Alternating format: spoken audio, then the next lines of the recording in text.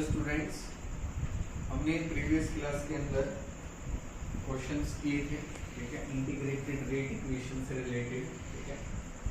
अब आज हम पढ़ेंगे एक्टिवेशन एनर्जी, ठीक है, कि एक्टिवेशन एनर्जी क्या होती है। फिर इसके बाद हम पढ़ेंगे कि जो रेट ऑफ रिएक्शन है वो टेम्परेचर के साथ कैसे चेंज होती है, उस पर कैसे डिपेंड करती है टेम्परेचर पे, उसका हम इफेक्ट देखेंगे, ठीक है। तो उससे पहले हमें एक्टिवेशन एनर्जी के बारे में पता होना चाहिए कि एक्टिवेशन एनर्जी क्या होती है, ठीक है। तो देखो, ये हमारे पास है रिएक्टेंट्स और ये है हमारे पास प्रोडक्ट्स। ये हमारे पास इनकी पोटेंशियल एनर्जी है और इधर प्रोग्रेस ऑफ रिएक्शन, या इसको हम बोलते हैं रिएक्शन कोऑर्डिनेट। क्या बोलते हैं?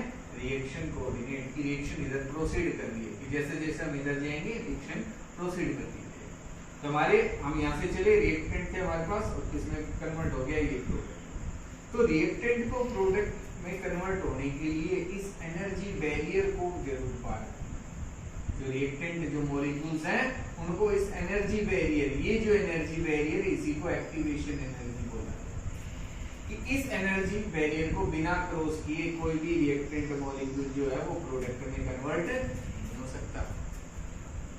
कि रिएक्टेंट मॉलिक्यूल के पास इतनी एनर्जी तो कम से कम होनी चाहिए ताकि वो इस एनर्जी बैरियर को जंप करके और कहां जाए, प्रोडक्ट में।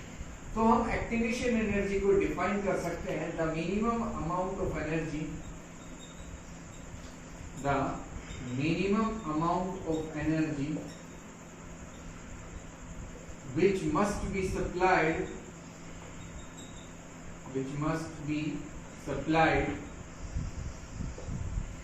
to the reactants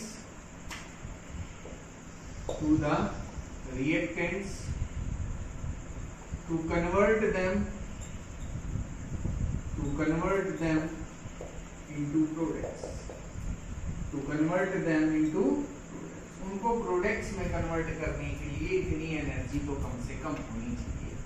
activation energy, ठीक है, is known as activation energy, is known as activation energy, ठीक है। ई से इसको रिप्रेजेंट करते हैं, किससे रिप्रेजेंट करते हैं? ई से। अब प्रोडक्ट्स की एनर्जी देखो हम यहाँ कम दिखा रहे हैं, मतलब प्रोडक्ट्स तभी फॉर्म होंगे जब स्टेबल होंगे। स्टेबल कब होंगे? जब उनकी एनर्जी कम होगी। ये हमारे पास डेल्टा एच है, इट इज रिएक्शन एंथैल्पी। इसको हम क्या बोलते हैं? Reaction enthalpy. Enthalpy of the reaction, की जब रिएक्शन हो गई तो उसमें ओवरऑल जो एनर्जी उसमें कितना चीज है वो हम रिप्रेजेंट करते हैं डेल्टा एच से। और वो क्या होता है? रिएक्टेंट की एनर्जी और प्रोडक्ट की एनर्जी में कितना डिफरेंस है, तो वो ये डेल्टा एच, रिएक्शन एंथैल्पी, ठीक है। तो ये हमारे पास एक्टिवेशन एनर्जी है। आपको समझ में आ गया होगा कि आपके पास कोई भी रिएक्शन है, जैसे A + B गिव्स प्रोडक्ट्स, कोई भी प्रोडक्ट फॉर्म कर रहा है, तो A और B दोनों के पास इतनी एनर्जी होनी चाहिए कि वो इस एनर्जी बैरियर को पार कर सके, ठीक है। और पहले इनसे एक ट्रांजिशन स्टेट फॉर्म, A और B के बीच में जब बॉन्डिंग हो रही है तो पहले एक ट्रांजिशन स्टेट फॉर्म, क्या फॉर्म होगी? Transition state. मतलब जब बॉन्ड फॉर्म नहीं होगा, एक दूसरे को ये अप्रोच करेंगे बॉन्ड फॉर्मेशन के लिए, और उस जो आपके पास ट्रांजिशन स्टेट है, क्या है ये आपके पास?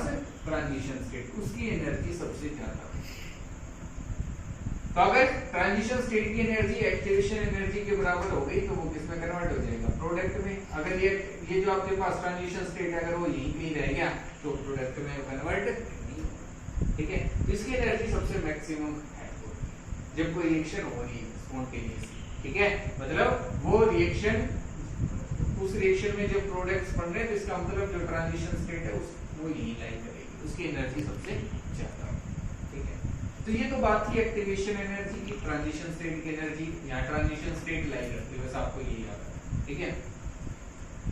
अब हम पढ़ेंगे dependence of rate of reaction on temperature, कि टेम्परेचर पे रेट ऑफ रिएक्शन कैसे डिपेंड करती है, क्या कैसे वो इफेक्ट कर सकता है टेम्परेचर रेट ऑफ रिएक्शन को, उसके बारे में हम dependence of rate of reaction on temperature, की जो टेम्परेचर है उस पर रेट ऑफ रिएक्शन कैसे डिपेंड करेगी, ठीक है, कैसे इफेक्ट होगी, अब हम वो पढ़ेंगे इसमें, ठीक है।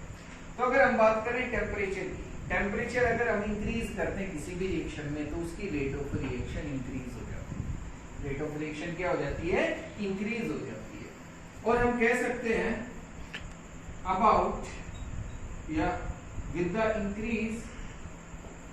with the increase of temperature by 10 degrees Celsius, rate of a chemical reaction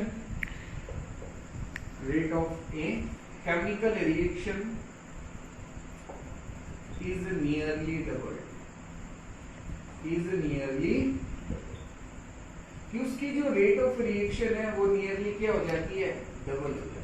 ऐसा कहा जाता है कि अगर हम किसी भी केमिकल रिएक्शन का टेम्परेचर अगर हम 10 डिग्री सेल्सियस इंक्रीज करते हैं तो नियर अबाउट उसकी जो रेट ऑफ रिएक्शन है वो डबल हो जाती है।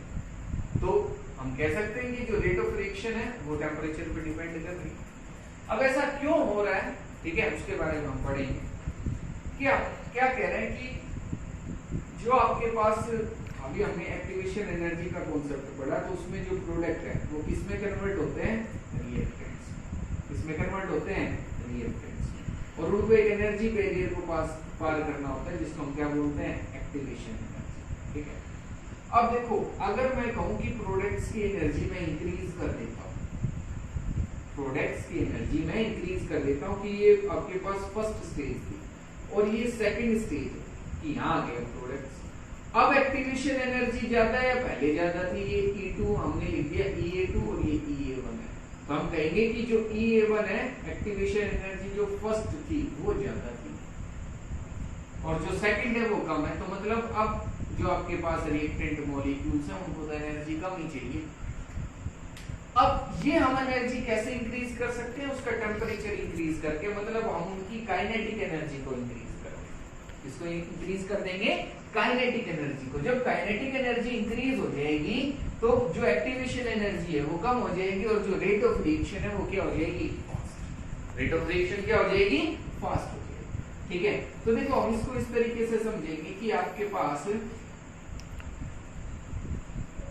रिएक्टेंट मॉलिक्यूल्स है, ये हम कह सकते हैं एनर्जी है, ठीक है, एनर्जी है, और इधर है आपके पास रिएक्टेंट मॉलिक्यूल्स।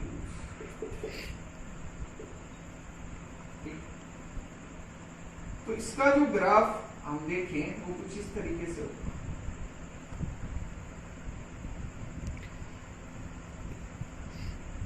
कि ये जो एनर्जी है ये सबसे ज्यादा है, ये मैक्सिमम पॉइंट हमने मान लिया कि ये जो एनर्जी है वो मैक्सिमम है। ठीक है, एनर्जी, सॉरी हम इस ग्राफ पे लेंगे एनर्जी को, तो ठीक है, और इस पे हम लेंगे रिएक्टेंट मॉलिक्यूल्स,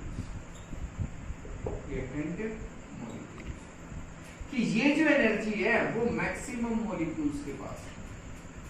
ठीक है, मैक्सिमम मॉलिक्यूल्स के पास ये वो मॉलिक्यूल्स हैं जिनकी एनर्जी ये है, ठीक है, जिसको हम रिप्रेजेंट कर सकते हैं कि ई एनर्जी है। जो मैक्सिमम नंबर ऑफ मॉलिक्यूल्स हैं उनके पास है। इस एनर्जी की बात करें तो ये कम है, ये कम है, इस तरीके से हम इसको रिप्रेजेंट कर सकते हैं। अब टेम्परेचर देखो, और अगर मैं कहूं कि हमें जो एनर्जी चाहिए वो ये एनर्जी चाहिए कि रिएक्शन कब होगी? जब आपके पास इतनी एनर्जी हो, ठीक है, एनर्जी इंक्रीज होती जा रही है। इसको मैं E1 बोल देता हूं और ये E है हमारे पास। ठीक है, कि जब हमें रिएक्शन करवानी है तो रिएक्टेंट मॉलिक्यूल्स के पास कितनी एनर्जी कम से कम होनी चाहिए? इधर एनर्जी इंक्रीज हो रही है, ये एनर्जी तो हम बता रहे हैं कि मैक्सिमम जो नंबर ऑफ मॉलिक्यूल्स है उनके पास एनर्जी ये है, और वो मॉलिक्यूल्स जिनके पास एनर्जी E से या E है या E से ज्यादा है वो तो ये है जो मैंने शेडेड एरिया भी दिखाया है, ये है, इतने मॉलिक्यूल्स ही हैं। अब ये मॉलिक्यूल्स तो वो मैक्सिमम मॉलिक्यूल्स हैं जिनकी एनर्जी E1 है, और ये वो मॉलिक्यूल्स हैं जो रिएक्शन में पार्टिसिपेट करेंगे जिनकी एनर्जी E से ज्यादा है, जो कम से कम एनर्जी चाहिए हमें। ठीक है, अब टेम्परेचर बढ़ाने से क्या होगा? जब हम टेम्परेचर इंक्रीज करते हैं तो ये जो ग्राफ है वो कुछ इस तरीके से चला जाता है। ठीक है, ये जो ग्राफ है वो कुछ इस तरीके से इंक्रीज होता है। अब हमारे पास जो मॉलिक्यूल्स हैं जिनकी एनर्जी एक्टिवेशन एनर्जी से ज्यादा, या हम कह सकते हैं कि जिनकी एनर्जी वो उस एनर्जी से ज्यादा है जो रिएक्शन के लिए हमें चाहिए, कि हमें रिएक्शन के लिए सपोज करो 100 किलो जूल एनर्जी चाहिए, कि एक रिएक्टेंट के पास इतनी एनर्जी होनी चाहिए, तो उससे ये मॉलिक्यूल सारे ज्यादा है। तो अब देखो कि पहले के कंपैरिजन में, कि मेरे पास ये एक लाइन थी जो हम ड्रॉ कर रहे थे, ठीक है, हमारे पास जो पहले मॉलिक्यूल्स थे वो तो ये थे, लेकिन अब हमारे पास मॉलिक्यूल्स इंक्रीज हो गए हैं। मॉलिक्यूल्स क्या हो गए, नंबर ऑफ मॉलिक्यूल्स हैं ये इंक्रीज हो गए। जब नंबर ऑफ मॉलिक्यूल्स इंक्रीज हो गए तो मतलब रेट ऑफ रिएक्शन भी क्या हो गई, इंक्रीज हो गई। रेट ऑफ रिएक्शन क्या हो गई, इंक्रीज हो गई। कि हमारे पास पहले तो ये मॉलिक्यूल्स केवल इतने से मॉलिक्यूल्स थे जिनकी एनर्जी ई से ज्यादा थी, अब हमारे पास इसमें सारे मॉलिक्यूल्स आ गए जिनकी एनर्जी ई से ज्यादा है। इससे ज्यादा है, ई से ज्यादा है, जो कम से कम एनर्जी चाहिए हमें किसी भी रिएक्शन को करवाने के लिए। तो रेट ऑफ रिएक्शन की इनका टेम्परेचर तो ये तो था T, और ये है आपके पास T+10, की इस टेम्परेचर पे ये जो मॉलिक्यूल्स हैं इनकी एनर्जी ई से ज्यादा होगी। तो हम कह सकते हैं रेट ऑफ रिएक्शन क्या हो जाएगी, डबल हो जाएगी। रेट ऑफ रिएक्शन क्या हो जाएगी, डबल हो जाएगी। ठीक है, तो ये डिपेंडेंस है कि रेट ऑफ रिएक्शन जो है वो टेम्परेचर पे कैसे डिपेंड है, ये आपको समझ में आ गया होगा। ठीक है, अब नेक्स्ट अरेनियस ने इक्वेशन दी इसको एक्सप्लेन करने के लिए, ठीक है, कि एक्टिवेशन एनर्जी से टेम्परेचर कैसे रिलेट करता है, उसको हम अरेनियस इक्वेशन से एक्सप्लेन करते हैं। क्या है वो बोलते हैं। हमारे पास ये जो ग्राफ था ना, इसमें एक बात और रहेगी कि हमें ये जो एनर्जी है ना, ये थ्रेशोल्ड एनर्जी हम बोल सकते हैं। क्या बोल सकते हैं, थ्रेशोल्ड एनर्जी हम इसको बोलते हैं। मतलब देखो, जब रिएक्टेंट मॉलिक्यूल्स रिएक्ट करते हैं तो आपस में कोलाइड करते हैं। क्या करते हैं, कोलाइड करते हैं। तो रिएक्टेंट मॉलिक्यूल्स कोलाइड तो बहुत सारे करेंगे, लेकिन सभी के बीच में रिएक्शन नहीं होगी। सभी के बीच में रिएक्शन नहीं होगी। रिएक्शन उन्हीं रिएक्टेंट मॉलिक्यूल्स में के बीच में होगी जिनकी एनर्जी थ्रेशोल्ड एनर्जी से ज्यादा होगी। इसको हम कैसे समझेंगे कि जिनकी एनर्जी थ्रेशोल्ड एनर्जी से ज्यादा होगी उनके बीच में इफेक्टिव कोलिजन होगा। उसको हम क्या बोलते हैं, इफेक्टिव कोलिजन। मतलब उसका कुछ इफेक्ट निकल के आएगा, तो वो प्रोडक्ट फॉर्म होगा। क्या फॉर्म होगा, प्रोडक्ट। तो वो मॉलिक्यूल्स जिनकी एनर्जी थ्रेशोल्ड एनर्जी से ज्यादा है वो आपस में रिएक्शन करते हैं।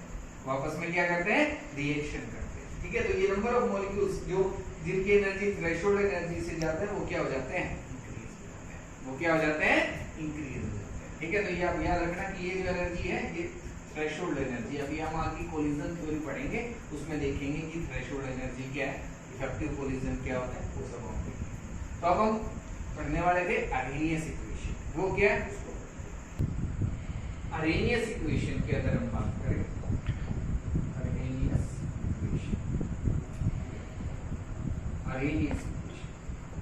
to explain the dependence of rate of reaction on temperature, तो वो एक्सप्लेन की गई इस इक्वेशन से। K is equal to A e की power minus E upon R।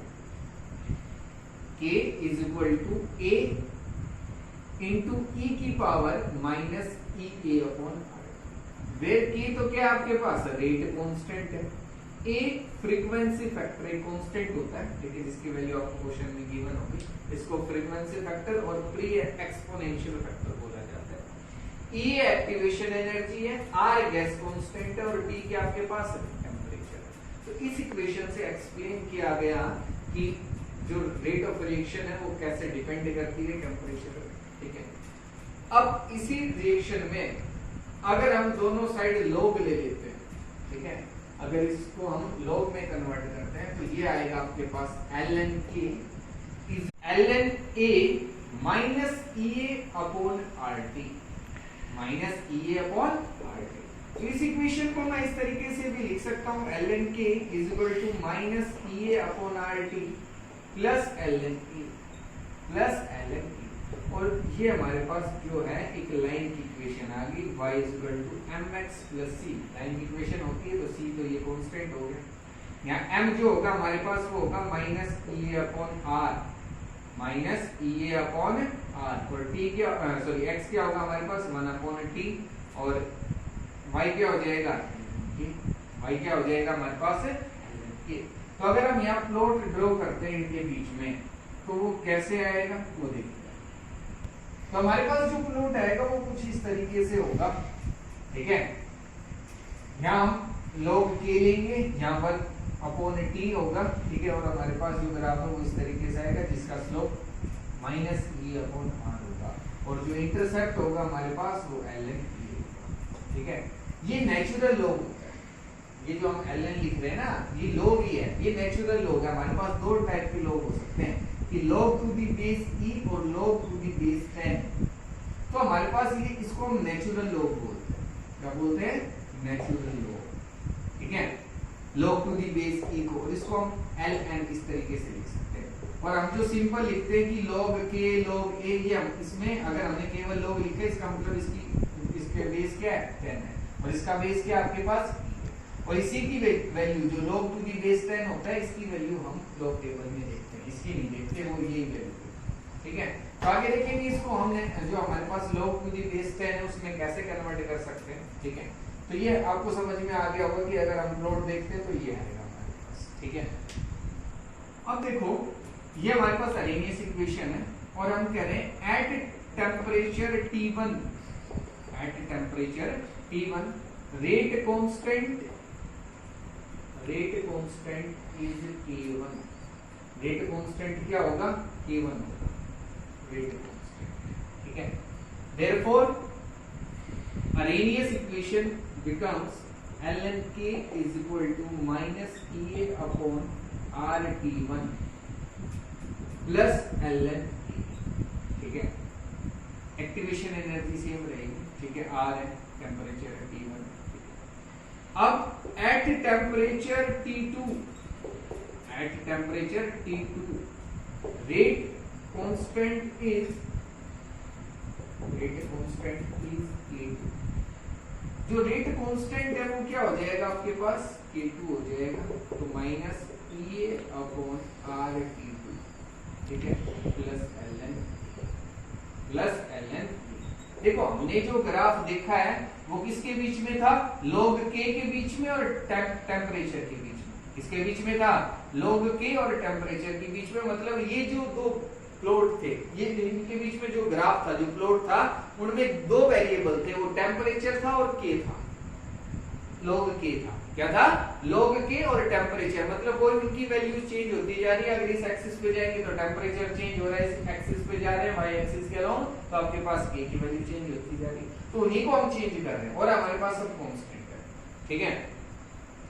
अब हमारे पास दो इक्वेशन आ गई, इक्वेशन फर्स्ट है, ये इक्वेशन सेकंड है, कि अगर हमें क्या है, ये हम क्यों कर रहे हैं, क्योंकि अगर हमें डिफरेंट टेम्परेचर पे rate of reaction they, rate constant की वैल्यू अगर हमें दे रखी है तो एक उससे हम कैसे निकालेंगे कि क्या होगा, हमें क्वेश्चन में एक रेट कांस्टेंट की वैल्यू गिवन होगी, उसका टेम्परेचर, दूसरा टेम्परेचर गिवन होगा, तो कहेगा बताओ रेट कांस्टेंट कितना चेंज हो गया। वही तो हम पढ़ रहे हैं कि रेट ऑफ रिएक्शन या रेट कांस्टेंट कैसे चेंज हो रहा है टेम्परेचर के साथ, तो उसका हमें रिलेशन बताना है। अब हम कैसे बताएंगे कि टेम्परेचर चेंज हो गया तो कितना चेंज आया, उसके लिए हम देख रहे हैं कि अगर हमारे पास सपोज करो कोई टेम्परेचर है T1, उस पे रेट कांस्टेंट है K1, दूसरा टेम्परेचर है T2, उस पे रेट कांस्टेंट है K2, तो हमारे पास ये दो इक्वेशन आ गई, अरेनियस इक्वेशन। अब हम क्या करेंगे, subtracting equation second by first, ठीक है। इक्वेशन सेकंड को फर्स्ट से सब्ट्रैक्ट कर देंगे तो क्या आएगा, ln k2 minus ln k1, log k2 minus log k1। Second में से हम इसको सब्ट्रैक्ट कर रहे हैं फर्स्ट, ठीक है।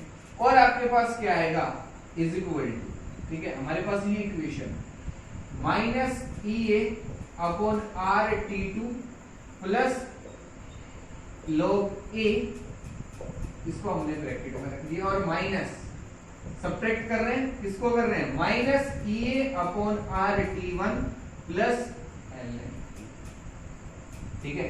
तो यहां तो आपके पास क्या आएगा, log k2 minus log k1 is equal to minus EA upon RT2 minus ln A, sorry plus log A, और यहाँ ये माइनस माइनस क्या हो गया, प्लस हो गया RT1, और यहाँ ये माइनस प्लस क्या हो गया, माइनस हो गया, और ये log a से log a cancel। यहाँ क्या आएगा आपके पास ln k2 minus ln k1 is equal to क्या आएगा अब आपके पास e upon r t1 minus e upon r t2 ठीक है। और इसको अब मैं कैसे लिख सकता हूं k2 अपॉन k1 कैसे लिख सकता हूं k2 अपॉन k1। हमने आइडेंटिटीज पढ़ी हैं log की कि log a minus log b क्या होता है log a अपॉन b, या हमें ये दे रखा है log a अपॉन b, इसको मैं क्या लिख सकता हूं log a minus log b। ठीक है, फिर ये हमने लिख दिया, ये किसके इक्वल आएगा। अब इसमें से हमने e अपॉन r कॉमन ले लिया, e अपॉन r के ले लिया हमने कॉमन ले लिया, तो यहाँ क्या बच गया 1 upon t1 minus 1 upon t2 1 upon. और अब ये हमारे पास नेचुरल हो गया, अगर इसको मुझे log टू दी बेस 10 में कन्वर्ट करना है तो इसको मैं मल्टीप्लाई कर दूंगा 2.303 log k2 अपॉन k1 और ये किसके इक्वल आएगा e upon r 1 upon t1 minus 1 upon t2। ठीक है, और इसको हम और मॉडिफाई करेंगे कैसे कि आपके पास ये हो जाएगा log k2 upon k1 is equal to e upon 2.303 r 1 upon t1 minus 1 upon t2। ये हमारे पास इक्वेशन आ गई, जिससे हम बता सकते हैं कि जो रेट ऑफ रिएक्शन है, जो रेट कांस्टेंट है, वो कैसे चेंज होगा टेम्परेचर के साथ। तो हम इस तरीके से बता सकते हैं इस इक्वेशन की हेल्प से कि अगर हमें दो टेम्परेचर दे रखे हैं और पूछ रहे रेट कांस्टेंट बताओ, दूसरे टेम्परेचर पे क्या हो गया, पहले वाले पे कितना होगा, तो वो सब हम बता सकते हैं। ठीक है, एक्टिवेशन एनर्जी भी हमें कैलकुलेट करने के लिए कह सकता है इस क्वेश्चन। तो ये काफी इंपॉर्टेंट आपके पास इक्वेशन है, इससे रिलेटेड न्यूमेरिकल्स भी हम देखेंगे कि कैसे न्यूमेरिकल्स आते हैं एग्जाम में। एक्टिवेशन एनर्जी से रिलेटेड न्यूमेरिकल्स कई बार पूछे गए हैं। ठीक है, तो बहुत इंपॉर्टेंट है ये इक्वेशन, इसको इससे रिलेटेड न्यूमेरिकल जो है हम नेक्स्ट क्लास में पढ़ेंगे। ठीक है, इतना आपको अच्छे से पढ़ना है, कोई डाउट रहती है तो मेरे से पूछना। ठीक है।